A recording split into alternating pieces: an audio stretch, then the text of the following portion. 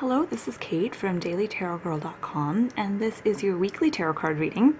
And today I'm using the Crystal Visions Tarot, and I'm going to start with the first card to see what our week is going to start out like.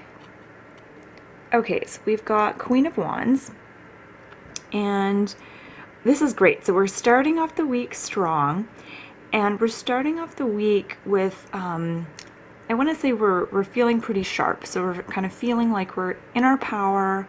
You're going to feel very energized. You're going to feel kind of on the ball, very sharp, very focused. And it's a good time to, if you're doing any kind of negotiations, like if you're, asking for a raise or something like that, it's a good time at the beginning of the week. It's also a good time to, I want to say start new projects, but I think finishing projects is actually going to be more important. So finishing projects we've started, and I feel like this is also a really strong career card. So some of us might be making some big strides in our career, or at least getting some really positive, really powerful ideas about career and about the direction that we want to go. Definitely a nice, strong start to the week. And then as we move into the week, this card represents Wednesday and Thursday. Ooh, and we've got another queen. We've got the two queens together. So Queen of Swords, she's different from the Queen of Wands in that she's a little bit colder. So she's a little bit more removed. Queen of Wands is fiery and very passionate and revved up, whereas Queen of Swords is more calm. She's more a little more rational, a little more subjective.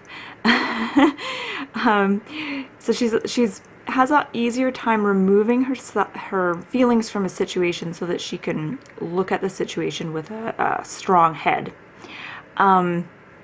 So I feel like what this card is telling us is that it's going to be important midweek to take this kind of approach.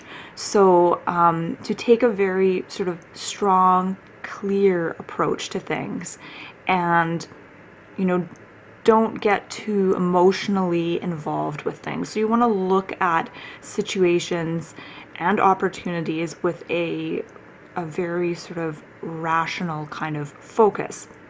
Now her sword, I always see the sword as representing clear communication of what it is that you're wanting or needing or what you want to say, and also being able to cut away, I always say cut away any red tape. So the Queen of Swords has that ability to kind of slice away any red tape. So if you feel like there's any like little issues kind of holding you back in where you want to go, you do have that Queen of Swords power this week to kind of slice through that and basically manifest what you want. Now all the butterflies in this card to me symbolize transformation. So I feel like there's some big shifts that are going to happen midweek. I feel like this is a shift in thought, in our thought processes. So a shift in how we look at things, how we perceive things, how we understand things. And it's going to be a fairly big shift, and it's going to allow us to feel more clear on a particular issue. And then as we get to the end of the week, we've got Six of Swords.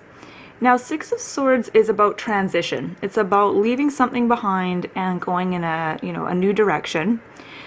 I like to call it sort of the grass is greener on the other side kind of card. So you're heading somewhere that you hope is going to be much better. Whether it is or not, you'll find out. But it's definitely a card of that longing to be somewhere else, or to move forward. And it can come up if you're feeling sort of unsatisfied with where you are. And it can come up if you sense others making a move. So if other people are moving forward in their lives, or if other people around you are where they want to be, it can bring up this sort of longing of wanting to go there as well. And this is definitely a positive thing. It can, like with the Queen of Swords, you're getting clear on, what it is that you're wanting, and all that kind of stuff. And so the Six of Swords is just kind of a continuation of that. It's clarity, but it's clarity of, you know, where you want to go. I think Queen of Swords is more like clarity of thought. Six of Swords is clarity on what direction that you want to go in. The only thing to look out for with the Six of Swords is that you don't want to kind of crap all over, you know, your current situation.